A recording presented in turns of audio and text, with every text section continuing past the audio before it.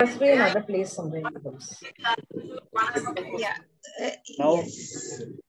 Yeah, now I can hear you. Hi. Hi. Hi. So great. Good evening, everyone, and welcome to Get Set Up, 100% live learning platform for older adults. So we are, am I audible enough? Yes, Binda, you're audible. Right, thank you. So we are educators and a training organization. We do not sell anything or receive kickbacks from any product or services. We will be recording this session and we're also live streaming this session today. You will receive an email maybe with some pointers after the session. The chat is available. We have our guest speaker today, Dr. Anand Gokhani, and we will be muting all of you when not speaking, because we will keep about 10 minutes towards the end of the session. And that's when we can talk to Dr. Gokhani, but it'll be nice to use the chat as much as possible instead of unmuting yourself. So before we get started with the session, I would like to give a brief introduction about Dr. Gokhani. Once again, Dr. Gokhani, a warm welcome to you, and we are really, really happy that you have found time to be with us and share some thoughts on the topic, food for body, mind, and soul. So Dr. Gokhani, who runs 2 clinics, is a consultant at the Bombay Hospital. He has earned his postgraduate degree in medicine from the Grant Medical College, which is affiliated to JJ Hospital. His research paper in diabetes has been published in the Lancet, a medical journal published in the UK. Dr. Gokhani has also conducted several seminars, lectures, and workshops on subjects such as stress management, diabetes and all its complications, alternative medicine, nature cure, and at times subjects like hope, faith, solitude, aging, and a host of other issues.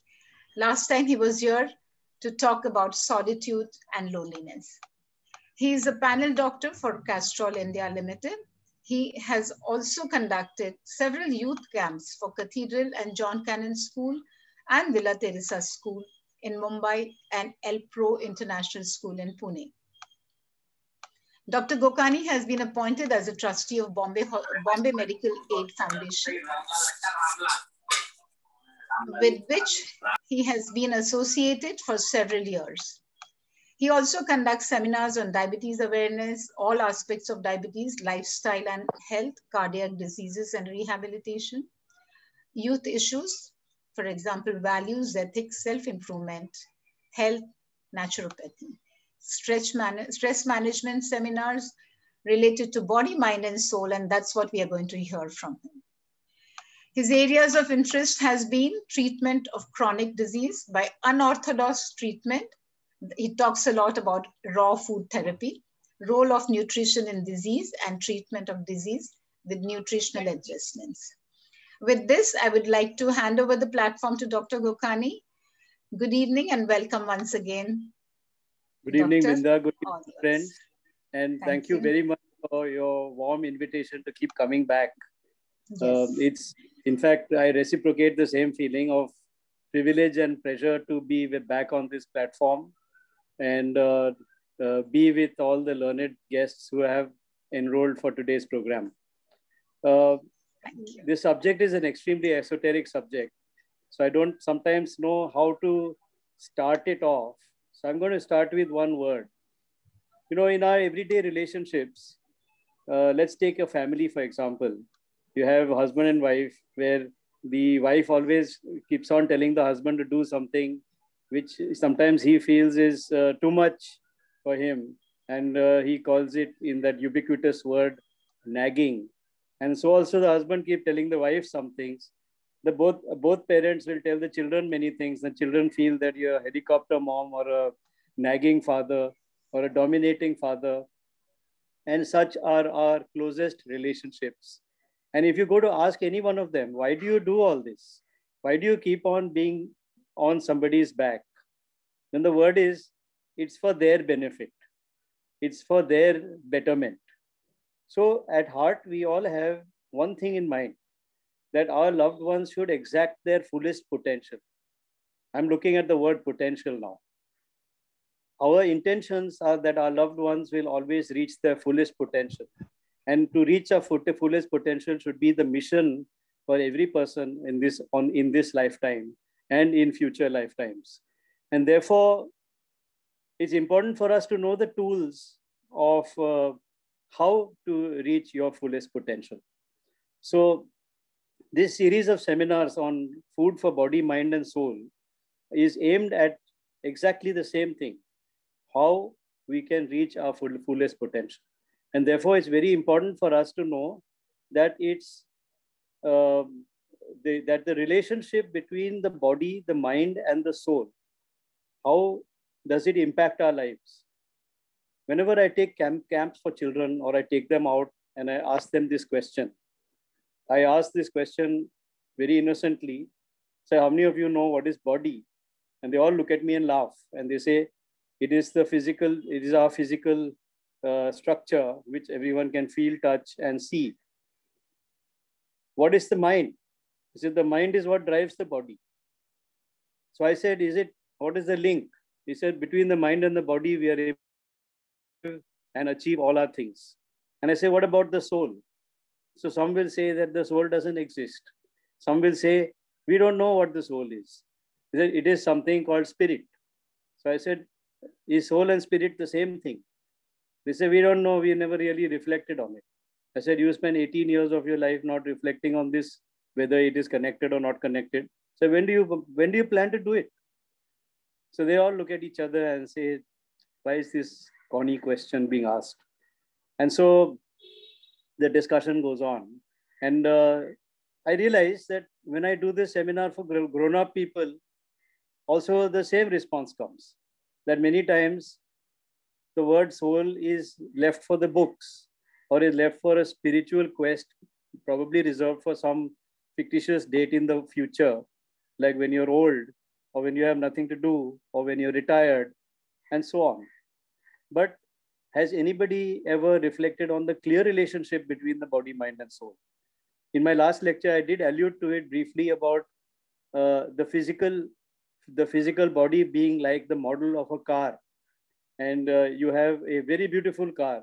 It could be a Lexus, or it could be a Skoda, or it could have been a Mercedes-Benz, but it's a physical structure of the car. Inside that car is the engine, which actually moves the car. So that would be equivalent to our mind, because that's what actually moves our body. And the driver sitting in the car, who takes the car somewhere, is the soul. And if you look at it carefully, if the soul doesn't have a goal, and he just sits in the car and says, let the car move wherever it's going, and he goes on driving for miles together without knowing where he's going, it's a wasted journey, a waste of resources. Same way, if the engine is spoiled, the driver has a purpose, the body of the car is superb, but the engine is spoiled, even then it cannot go on a journey. And likewise, if there was no body, or if the body was battered, even if the engine was good, and if the driver was purposeful, he can't get to where he wants to get. And therefore, it's important for the body, the mind, and the soul, like the car, the engine, and the driver, to be closely aligned with each other in order to reach a goal which the person has set for himself. And our goal is to achieve our fullest potential. So having said these introductory words, I'd like to say that if you want the best out of all three, you need to look after all three. And in order to look after all three, you have to know what goes into looking after all three. What are their functions? How can we maximize their function? How can we nourish that function? How can we expand our horizons physically, mentally, spiritually, till we reach the point where we have achieved what we want to achieve? And therefore, Today, we are going to talk about what is the food for the body. We'll talk next time about what is the food for the mind and what is the food for the soul in our last attempt, maybe 2 weeks from today. So let's look at the food for the body. Before this, I'd like to say that many a times I ask my friends, when I have a seminar, I ask the delegates to volunteer. We have, unfortunately, very little time on our hands to be able to do all these exercises on this platform. And therefore, I'm going to skip it by just telling you the result of one such voluntary action.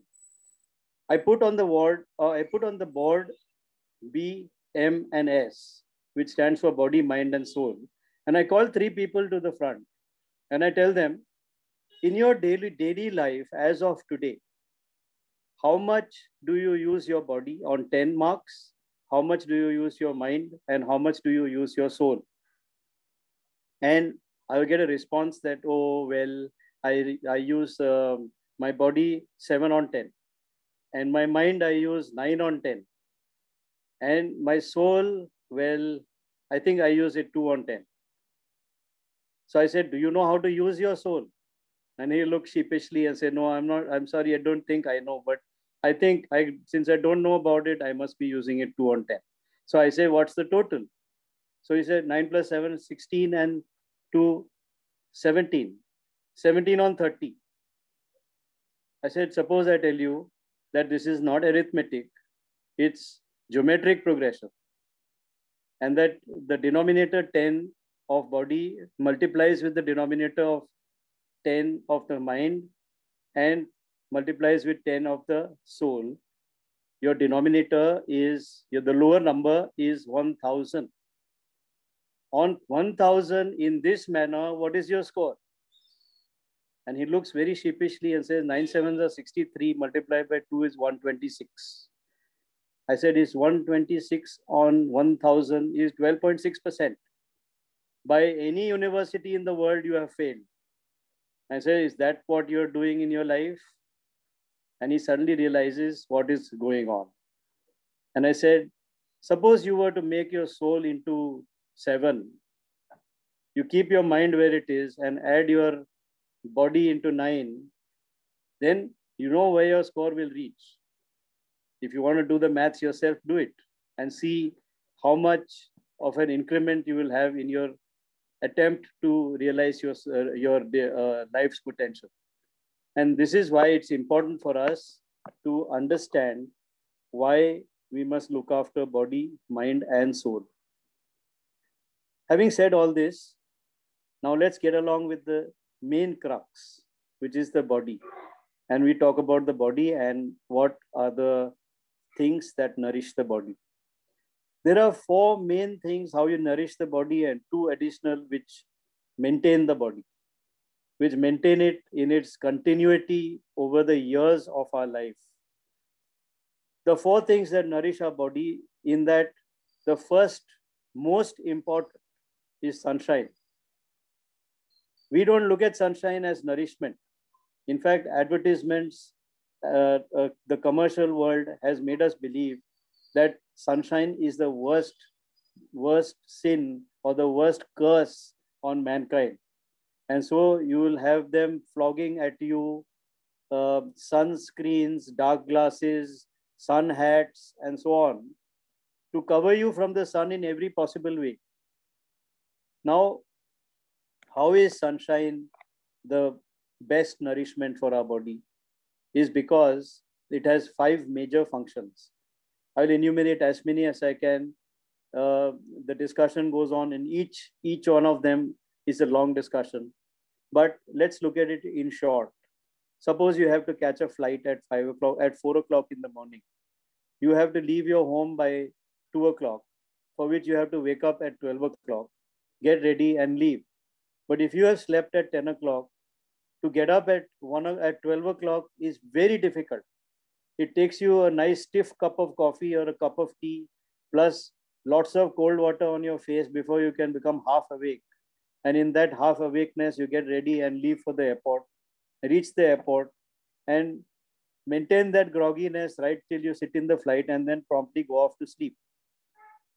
But if you have to catch a flight at 10 o'clock and for which you get up at 6:30, you'll get up in one spark and you'll be ready and away within a few minutes.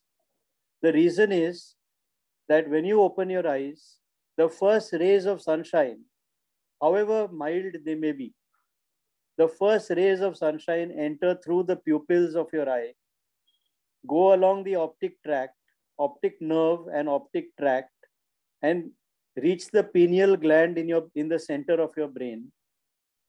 In the pineal gland, it stimulates a nerve impulse which goes to the pituitary gland, and the pituitary gland secretes a host of hormones, 7 or 8 of them, which go and wake up every gland in the body and which wakes you up completely. And in that, adrenaline, noradrenaline, growth hormone, cortisol, glucagon, thyroxine, all are included. So all these glands depend on sunshine to wake up. And that's why every morning we wake up. Incidentally, tea enhances this flow of hormones. So if you get when you just wake up, you get a rush of 4 on 10 from your normal natural stimulus.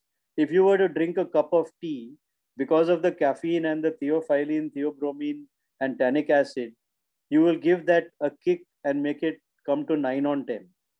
And that's the reason why you have tea time at 8 in the morning and tea time at 4 in the evening, because our body, our mind, our brain secretes these hormones twice, once at 8 o'clock and once at 4 o'clock. And that's how we get 2 sessions in the day.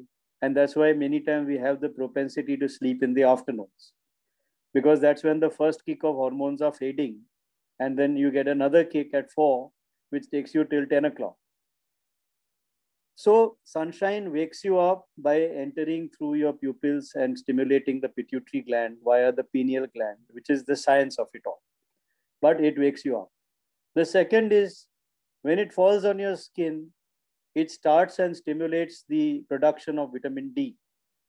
Now, vitamin D is a very, very important vitamin, and people have not understood this so well.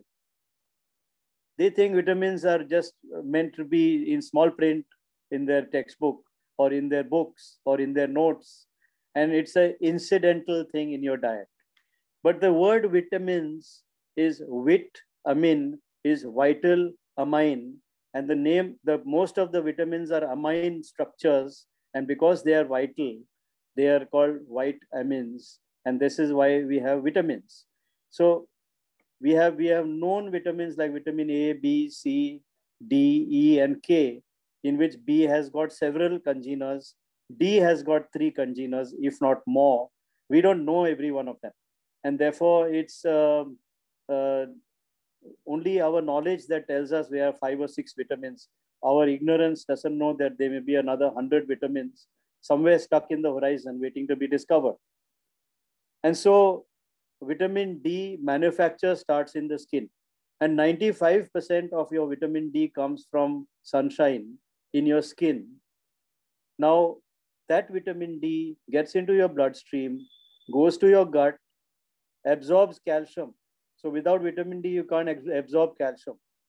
Then that calcium is carried by vitamin D to the liver. In the liver, from the liver, it is carried to the bones, to the muscles, to the nerves, to the brain, to every single organ in the body, because it is used by every single organ to conduct its function. Even burning glucose to give energy is aided by calcium. Without calcium, you can't burn glucose, and that's the foundation of diabetes. And so vitamins are extremely important, of which vitamin D is very important for calcium, because calcium is found in every organ in the body. And so it's important for us to expose ourselves to sunshine for the second reason. The third reason is that when sunshine falls on your abdomen, it leads to warming of your intestines. And this warming of your intestine enhances digestion. So those who sit in the house the entire day with no sunshine, will not be able to digest as well as those who have had exposure to sunshine. So if you don't digest, you ferment. You eat your food, all right. But when it goes inside, if it cannot be digested, then it ferments. And fermentation leads to gas and acid. The gas troubles you by trying to come out, and the acid burns you from inside. If that acid enters your blood, it causes more problems. You get fevers and you get all kinds of other problems, which are weakness of immunity and so on. And so you fall sick, become susceptible to various viruses and bacteria going around. And so it all ultimately boils down to a little bit of sunshine on your abdomen. It doesn't have to fall directly on your abdomen, but when you have a full body exposure, the warmth of sunshine improves your digestion. The fourth reason is that sunshine elevates mood because it affects the pituitary gland. And through the gland, it sends hormones to the brain and it elevates your mood. You know, we all have this legendary thing about British people. I'm just saying British as an example, but British people are extremely serious-minded, grumpy sometimes, very strict and very short-tempered. This is a reputation that has gone down in literature since legends, since legendary times. And the reason is that in London or in England, of course, things are changing now with the changing climate, but in England, the sun hardly shines and it has mostly dark clouds and rainy weather.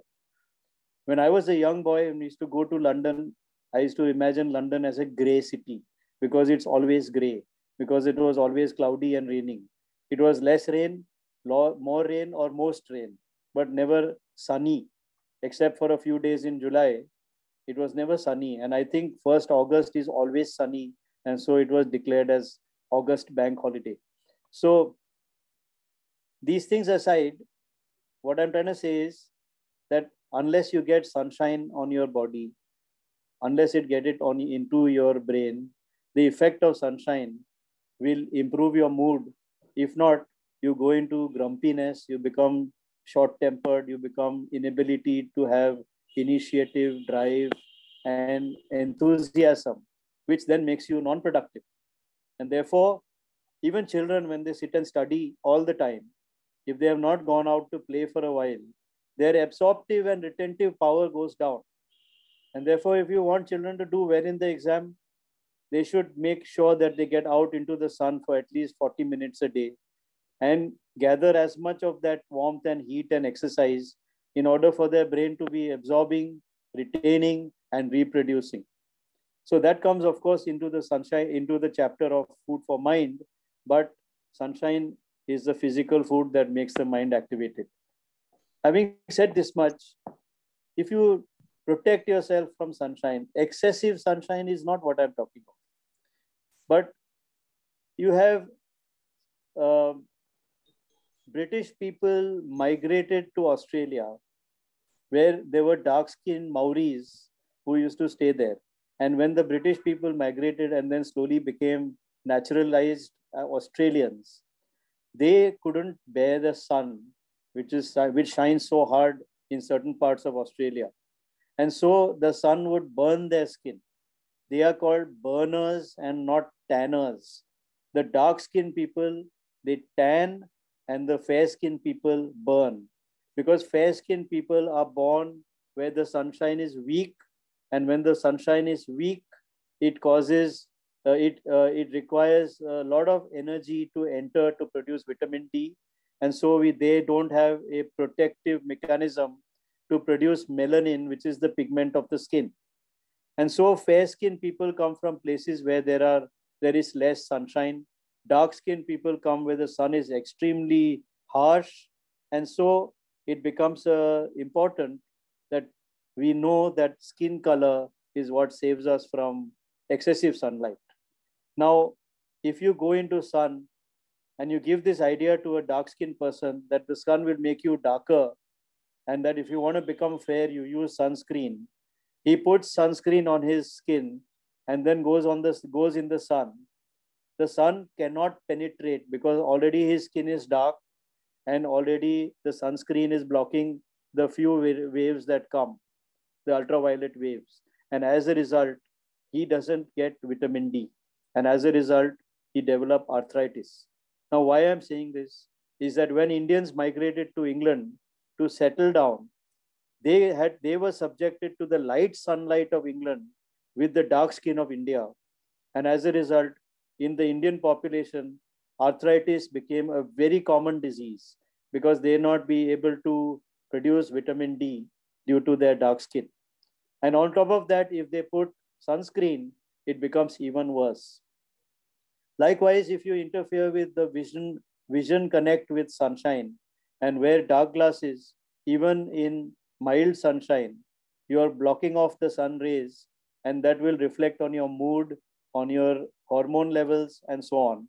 And therefore, mild sunshine which your eyes can bear should not be covered by dark glasses. Of course, if it is extremely powerful sun, then you should not open, you should protect your eyes from sunshine, from the sun by wearing dark glasses, enough to give you protection and not enough to block off everything.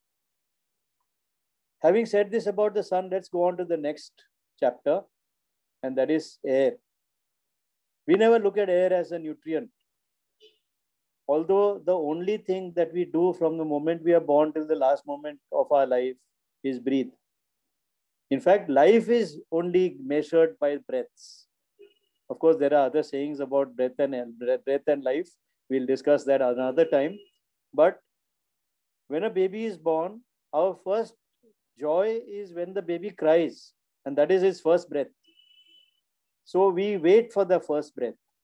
And when a person is on his last leg, is about to pass away, we are looking at his breathing till the breathing stops. Then we say he's no more. And therefore, breath is something that starts the moment you are born and ends when you die. In between, we don't even think about it. The reason why we have to breathe 12 to 20 times in a minute, and that also lifelong, whether we are awake or we are sleeping, is the reason is that the most important nutrient for our body is oxygen. And oxygen is delivered by the breath taken into your system, into lungs. In the lungs, there are tissues which are rich in blood or blood vessels. This oxygen comes in touch with those tissues, and through that with the blood vessels, and the oxygen is sucked into the blood, and carbon dioxide is given out, and the carbon dioxide is breathed out. So when you breathe in, you're breathing in oxygen-rich air, and when you breathe out, you're breathing carbon dioxide-rich air continuously every breath of your life. So it becomes very important for us to know how to breathe, or the fact that we need to breathe, because oxygen is the most important vital nutrient in our system. Now, when we breathe, normally we take shallow breaths. And when we take shallow breaths, the air goes up to the windpipe and out, till there comes a level where the oxygen level has dropped a lot. And then you get the urge to take a deep breath. So then you suddenly deepen your breath and you make up that shortfall, and the oxygen again becomes rich. And the more tired you get, the less you breathe, because your muscles are tired, you don't breathe. And because you don't breathe, your oxygen drops and carbon dioxide rises. And then you get a stimulus to take a deep breath by opening your mouth wide. And that is a yawn. And that's why we yawn when we are tired. Because when we yawn, we have sucked in a whole 2 lungs full of air, and that has gone in and given you oxygen, till again you start. And the more you are yawning, the more tired you are, because between yawns, you're not breathing. And this is the fact that when your body is tired, it doesn't get enough oxygen. And therefore, breathing needs to be maintained, and the breathing should be productive of oxygenation in our arterial system. Now, there is no concept of how much area there is inside our lungs in order for us to get all the oxygen that we need. We have two lungs. Inside the lungs, there are a number of partitions. Like you have one large hall. In the hall, you make another 100 partitions to make 100 rooms. And in the 100 rooms, you make each room into another 10 partitions. You got 1,000 rooms. And if you make inside each small compartment another 4 or 5 partitions, you get that many cubicles. That's the arrangement in the lung. And every wall in the lung is rich with arteries and veins to take oxygen and to give up carbon dioxide. So why is this elaborate arrangement? Is because our body needs so much oxygen that in a small space in your lungs, you need to get all that oxygen. I asked this question, do you know how much is the area of the walls of the lung if you were able to spread it out on one flat surface? Somebody says it's as big as the hall in my house. Somebody says it's as big as a tennis court. Somebody says, I don't know. Somebody says it's as big as a table. The reality is that the area in one lung is that of a football field. If you were able to separate out each wall in your lung and spread it out such that it becomes one continuous sheet, that sheet is the size of one football field. You have 2 football fields in your chest to gather oxygen and give up carbon dioxide. Now, this is the import of oxygen to your body. Every single reaction needs oxygen. You want energy, you need oxygen. You want to think, you need energy, you need oxygen. And therefore, oxygen is a very vital thing. Till we lose it, till we have to put it by a catheter in your nose, we don't appreciate it. And the 2 ways that society interferes with oxygenation and ruins its components. One is a personal choice and one is a social menace. The personal choice is cigarette smoking. When you smoke, you take acidic gas into your lungs and instantly it burns the partitions of the lung. And slowly, partitions in your lung burn off. And as the partitions burn, the area in your lungs start getting less. Like small partitions making cubicles are burnt down and you get big rooms. Big rooms are burnt down, you get big halls. Big halls are burnt down and you get large halls. And these halls have lesser and lesser surface area. And as you keep on smoking over the years, not only is the dead matter of the burnt walls inside, which is coughed out all the time, but also the area for oxygen exchange reduces. And as a result, breathing becomes difficult. And on one side, you lay the stage for cancer due to all the burnt material. And you, on the other side, lay the stage of no oxygen and continuous breathlessness. And therefore, cigarette smoking is not friendly to the lungs. Same way, air pollution due to vehicular gases, due to industrial gases, and due to a wide variety of reasons like smoke, like burning fields, and so on, is the man-made social menace which takes away oxygen from the atmosphere. And that's the reason why when Punjab burns its crops at the end of a crop year, they burn all the hay because they want to enrich the soil with the next year's crop. That burning uses up so much oxygen and emits so much of noxious smoke, which gets blown by winds to Delhi, and Delhi's pollution index rises. Every winter, you will find people die of respiratory failure. They get into chronic obstructive lung disease, can't breathe, and you have a gasping city on your hands. Not only Delhi, but all the metros where vehicles have outnumbered human beings. And therefore, these are social activist subjects. But we must first understand why the activism, because it is taking away a very fundamental nutrient from our systems. This is about air. We have certain knowledge for our personal benefit and certain knowledge to make activist movements in the world. Both of them become individual, social, and collective responsibilities. We have the third most important nutrient, and that is water. And water, everybody knows what is the importance of water. I will highlight only two things. One is that our body is 70% water, 30% solid. And this is the ratio we have to maintain. In case we destroy this ratio, in case we disturb it by not drinking water and eating only solid food, then we will become 60-40. And in that situation, our gastric juices will dry up, our brain water will dry up, our lung water will dry up, and we will become dehydrated. Our blood dries up, circulation drops, and it can't reach far-flung areas like the feet, like the hands. And as a result, you go into a state of disease. Your stomach can't digest food, food ferments, fermented food gives poison, and you start feeling tired, your bones pain, muscles pain, your immunity drops, you get fever, you get illness, and all this because you didn't drink enough water. So when you have lack of water, you are unable to circulate, you cannot function even in the most fundamental manner. And therefore, it becomes very important for us to remember that we need to drink water to maintain our body's water content. It is not going to happen on its own.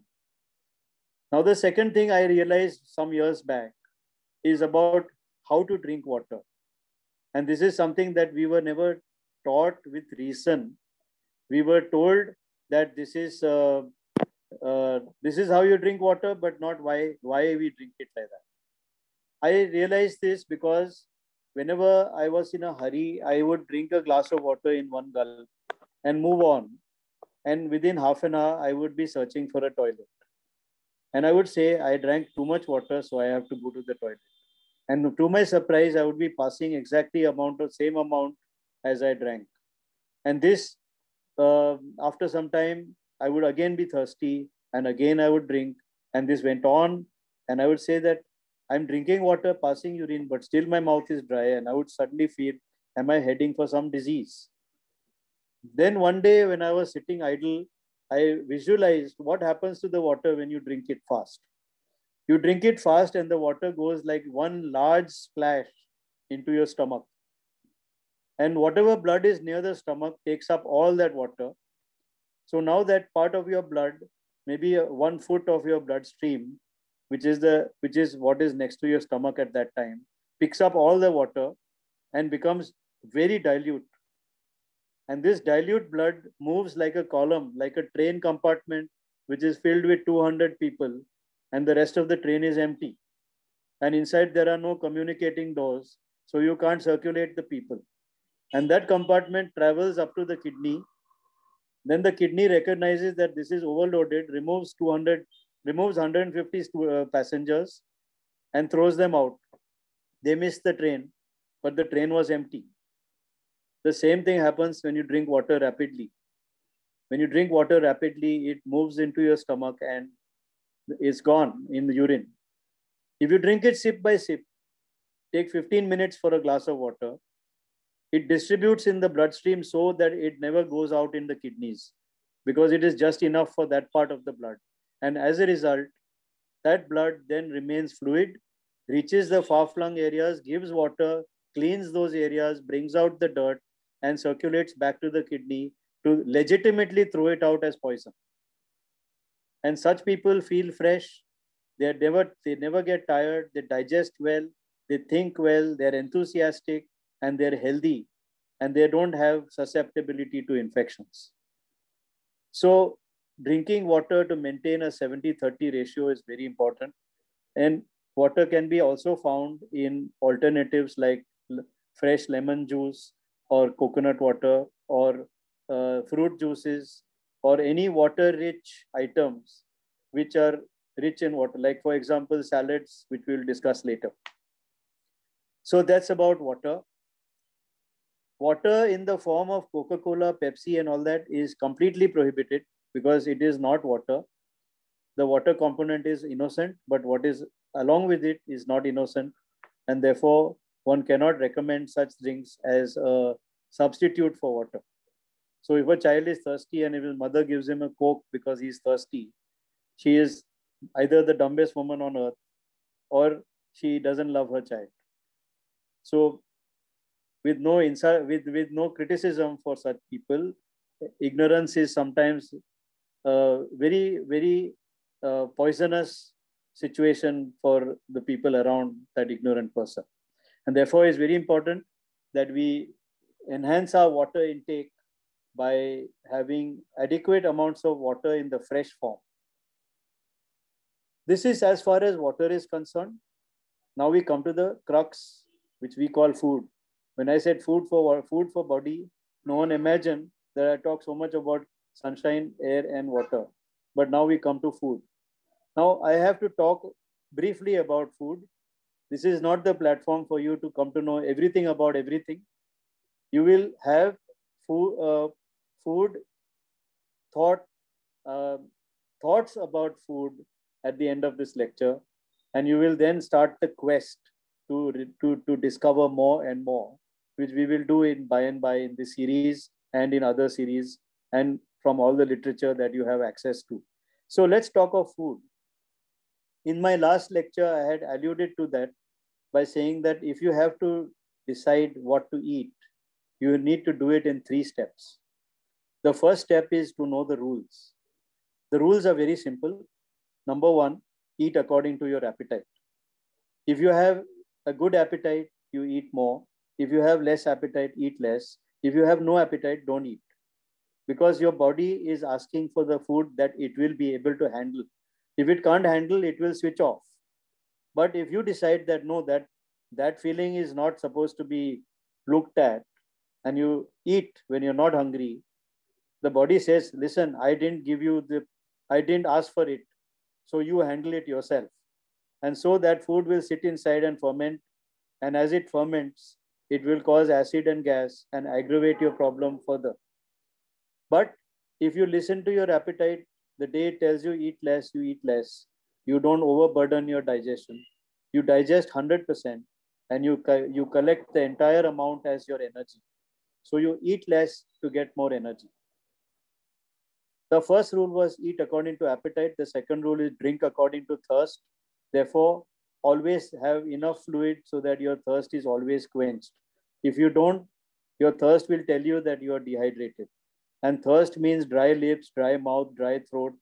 And this is not a disease by itself. It is a sign that that you need to have more fluid. And sometimes you need to drink much more than you can imagine. Therefore, it's important for you to heed the call of your body's instinct. The third rule is that you should eat small, frequent meals rather than have 2 large meals. So have 20% of your diet at breakfast, 30% at lunch, 30% at dinner, 5% between lunch and breakfast, 5% between lunch and dinner, 5% twice, one at 4 o'clock, one at 6 o'clock. And if you still feel, then if you are late to sleep, then you have 5% at bedtime. And in that way, you will get 100% digestion. Otherwise, if you eat a very large meal at one time because everything tasty was prepared at once, then 50% will digest and 50% will ferment. The fermented food you'll have to throw out of your body, for which the energy from the digested food will be spent. So let me look at the economics of digestion. If you take a full circle, let's take a rupee. 1 rupee has 100 paisa. Suppose you had a food of 1000 calories and 500 calories came from very good food and 500 calories came from junk food. Now, calories are measured in a laboratory, not inside the body. Inside the body is a projection. It's an imagination that this much, if I eat, I'll get this much calorie. But you can get different calories from the same food in different people and in the same person at different times. because it depends on your internal factors also. So if you have eaten 500 calories of good food, 500 calories of poisonous food, then you have to throw out the 500 calories of poisonous food for which you need energy.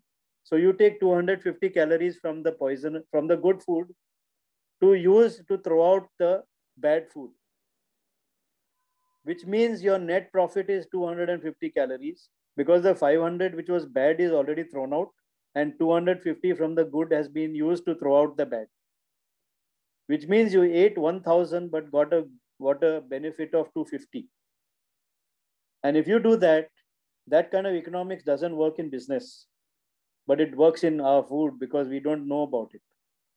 If you have cut out the poisonous 500 and eat only the good 500, on paper you have eaten half the number of calories, but on paper you have got double the amount of profit because you got the full 500 profit. And therefore eating less to get more energy is a very wise attitude.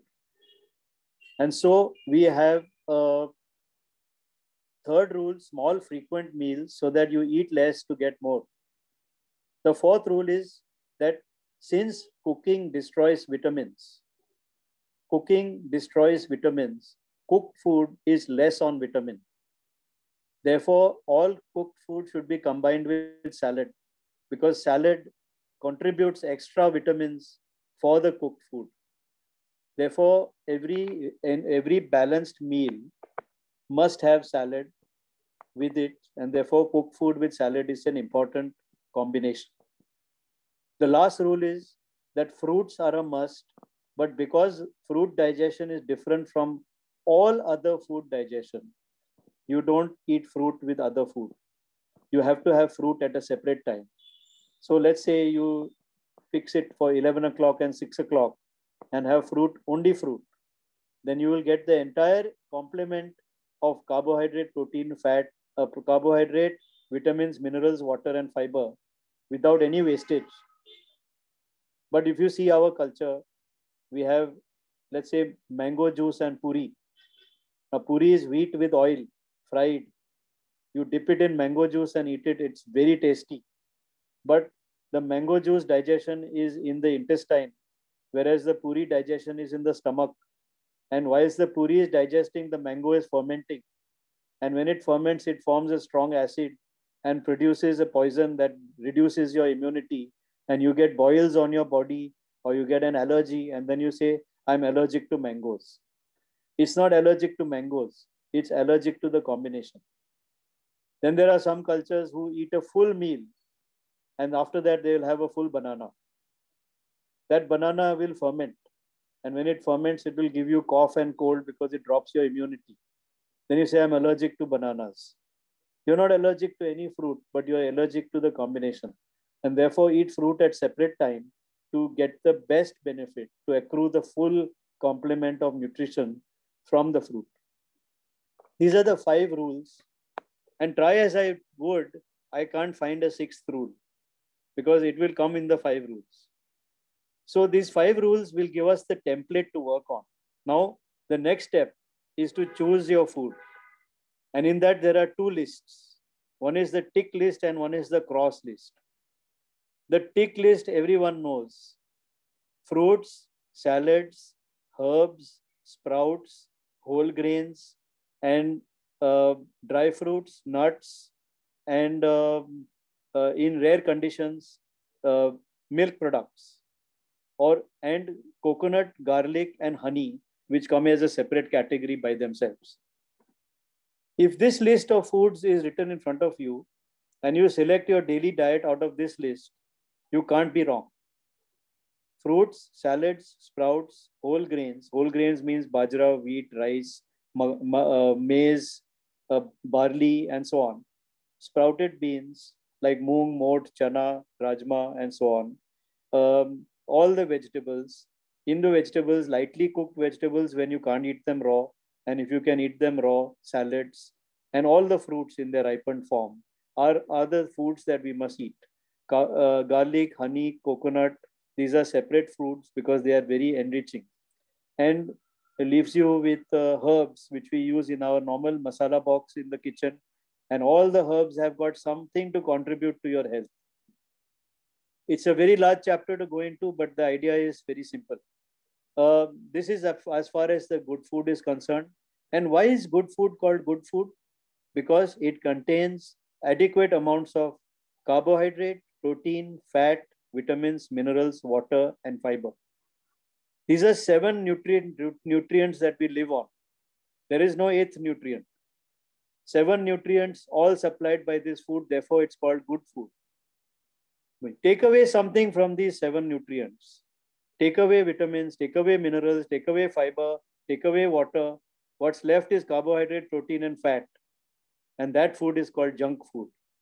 Because it doesn't give you nourishment, it's called junk food. Now, junk food can be very tasty, but nourishing wise, it creates 2 conditions in your body. One is toxemia, which is the presence of unwanted poisonous substances in your body. And deficiency is the absence of wanted nourishing substances in your body. And together, toxemia and deficiency is the cause of every disease known to man except genetic disease. I dare say that even genetic disease is aggravated by these 2 conditions. And therefore, junk food is not junk food just for name. It is really junk food. And 90% of man's maladies, 90% of man's retarding influences are related to junk food. You can't think after that. You can't work after that. You can't live after that. You can't survive after that. And therefore, it's very important for us to understand that food is called junk food for a specific reason. Now let's examine the gross food. How to remember such a long list? First, I'll say there are 4 drugs. 4 drugs. They're not food, but we have called them food. The 4 drugs are alcohol, tobacco, tea, and coffee. I don't have to elaborate in this august audience why alcohol is bad. But in my textbook, the first sentence says, alcohol is a tissue poison, which means that it is poison to our body. After that, every other effect of alcohol is because of its poisonous effect.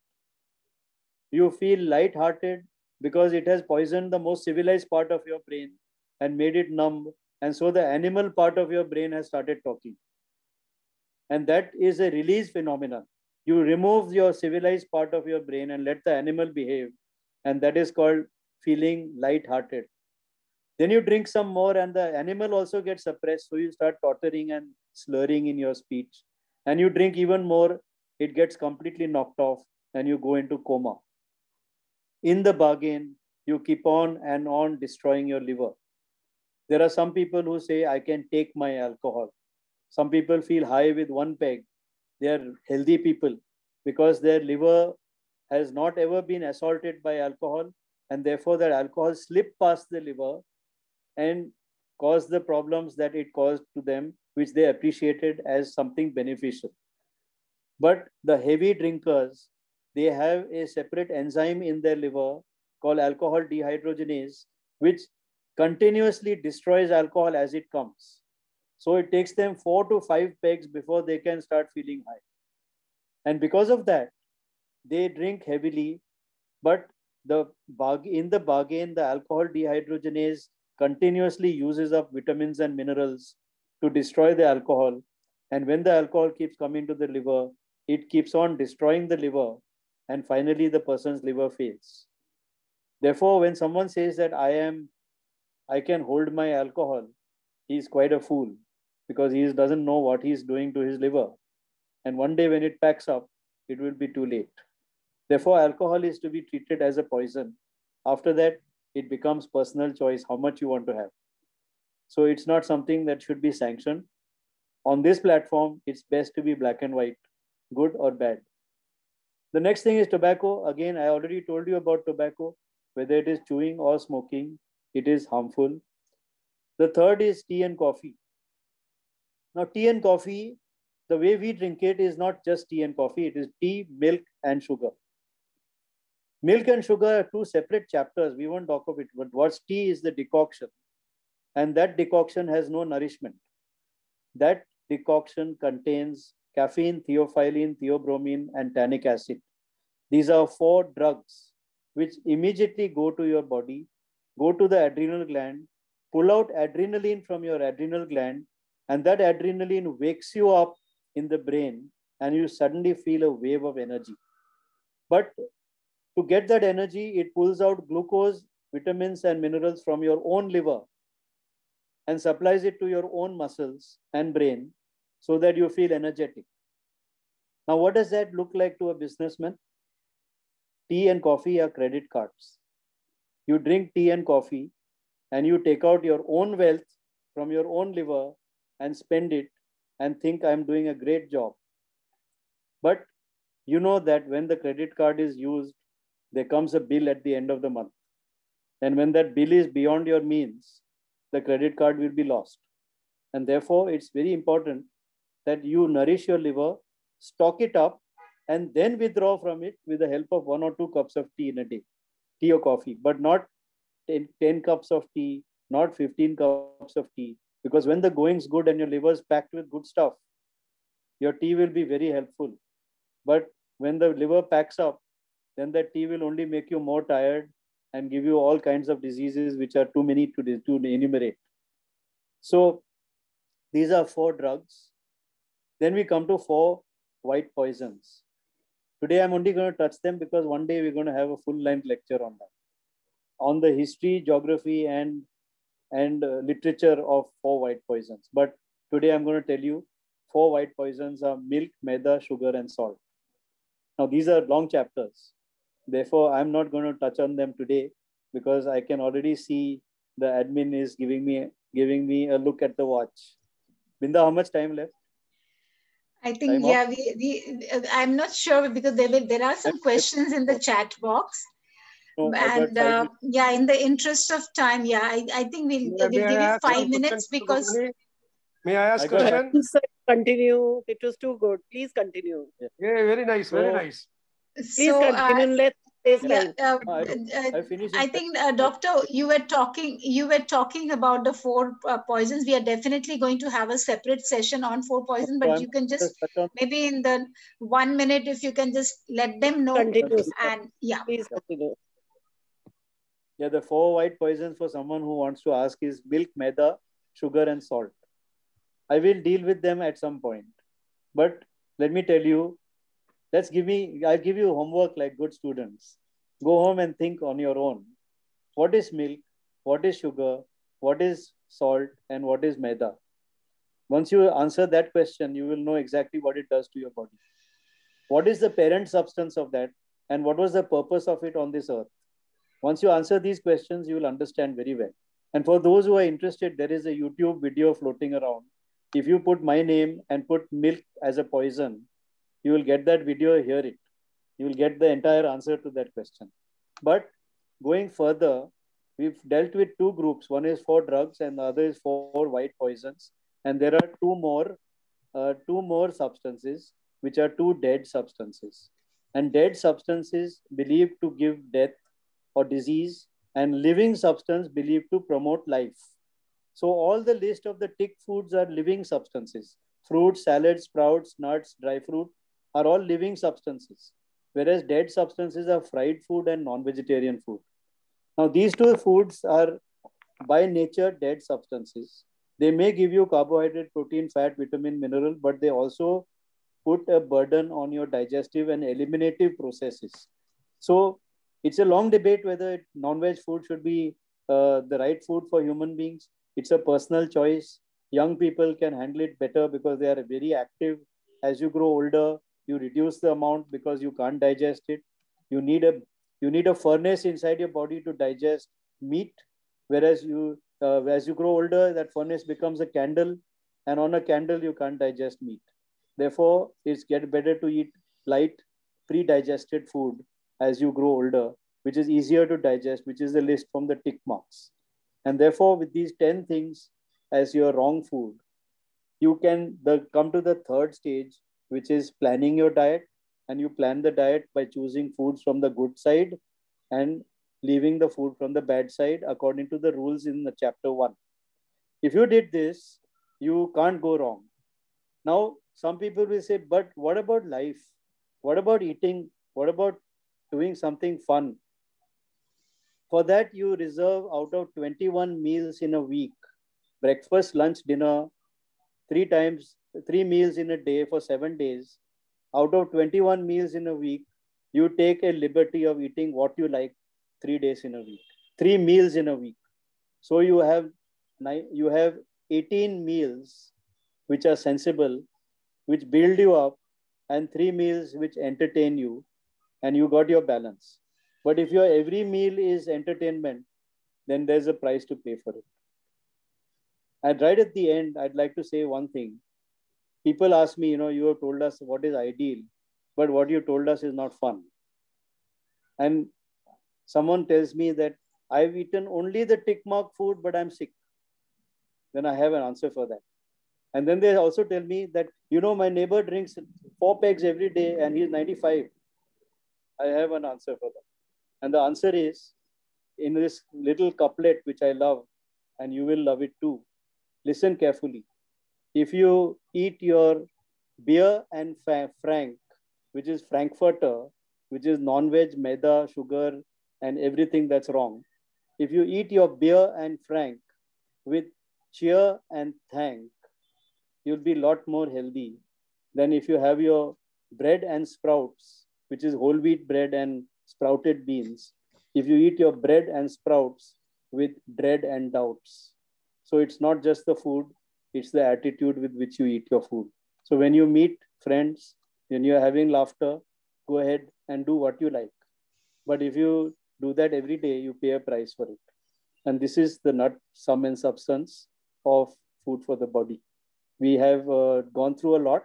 I have just 2 more things to say. One is exercise. It's vital for you to exercise because every joint is linked with every gland. And when you exercise, you move your joints under your will, and the joints move every gland, and every gland keeps you happy and healthy. And the second is rest. If you compromise on rest, then you are using today's resources and not allowing to rebuild. And every day, 1% reduction in your resources, at the end of it, you lose everything. Therefore, just like exercise, just like activity, rest is as important. You don't give any of them neglect. You take a well-balanced life and you got everything in one shot. So it's very important for you to make your own chart, make a chart which is specific to you and not to some other person. Because I remember when I read Fit for Life, the book which is the Bible for health maniacs, they said, eat nothing except fruit till lunchtime. And I tried that. And I ate only fruit till lunchtime. But I soon found, because my weight at that time was 65 kilos at a height of 5 feet 6 inches. And the writers of that book were both weighing 150 kilos at a height of 6 feet. And they went on that diet and they turned out to become 78 kilos and very fit. So they wrote this book. I tried to follow it. And as soon as I finish my fruit and go to my car, sit in the wheel, and I start dreaming of idli sambar and dosa and omelette and bread and so on, till I reach my hospital. And then I have to endure every patient, a diabetic patient who gives me his life history. And his life history is we wake up in the morning and have 4 biscuits with tea. And then we have upma or poha and this and that. You keep hearing it and you get tired of it till you get your lunch. And then I realized that I'm not a happy man. I'm an irritated man on that diet. So I started having my breakfast nicely. And when I did that, my day goes like a song. So I found my balance. You find yours. Thanks very much. Thank you very much, Dr. Gokhani. That was wonderful. Thank you. And as everyone here is already put in the chat and others also, we can never have enough of this topic. But yes, you will come back. And I must tell you, Doctor, that and everybody here that Dr. Anand Gokhani has very kindly agreed to come back. Of course, these 3 series are going to be there. So you people have to come back for listening to food for the mind and then the soul.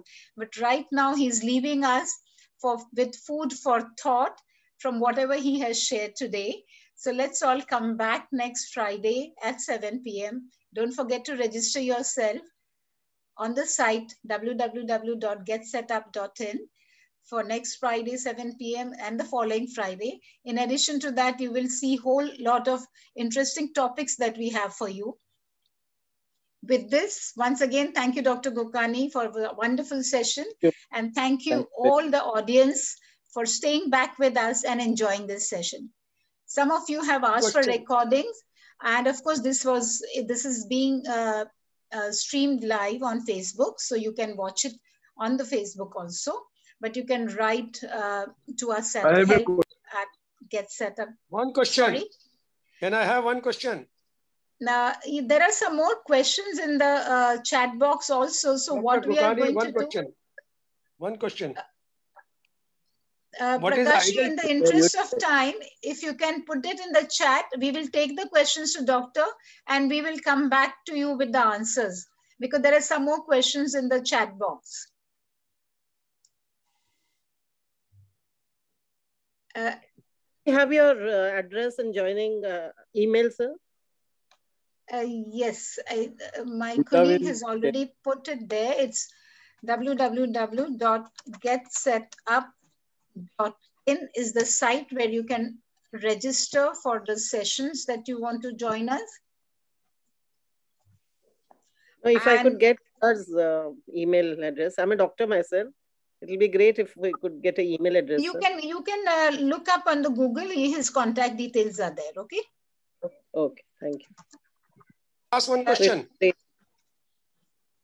Yeah, you will ask, but we may not have the time to wait for the answer. I don't know. You can ask Prakash ji. I'll give a short answer. Yourself. What is the ideal time for sunshine? What is the ideal time to get before the sunshine? 10 o'clock in India? What time? In India, before 10 o'clock morning. In England, at any time, whenever you get it. Okay. Thank you. Okay, it depends on climate. Wherever you get mild sunshine is good. Strong sunshine like afternoon on a summer's day is wrong. Wrong. Morning time? Morning time is good. Okay, thank you, sir. Thank you. Thank you, Prakash. And there are some questions there. We will take it to doctor and we will revert with the answers. And we are again meeting him next Friday. Thank you very much. Good one. And lovely having all of you here. And on behalf of Get Set Up, once again, Dr. Anand Gokani, very, very grateful. And thank you. Good night, everyone.